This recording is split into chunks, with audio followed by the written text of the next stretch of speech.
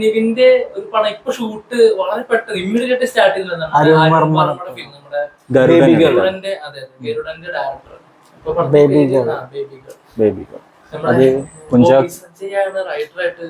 Kunchacko Boban അഭിനയിക്കാനിരുന്ന cinema ആയിരുന്നു. പെട്ടെന്ന് അത് മാറി, കാസ്റ്റും കാര്യങ്ങളൊക്കെ മാറി. ഇപ്പൊ ലിജോ മോള്, സംഗീത് പ്രതാപ്, അഭിമന്യു തിലക് പ്രത്യേകമായിട്ട് പറയണം, നമ്മുടെ മാർക്ക് വർത്ത റസൽ, അപ്പോ അവരൊക്കെയാണ് കോസ്റ്റാർസ് ആയിട്ട് അഭിനയിക്കുന്നത്. ആ സിനിമ ഒരു ത്രില്ലർ മൂഡിൽ വരുന്ന സിനിമയാണെന്നാണ് കണ്ടിട്ട് തോന്നുന്നത്.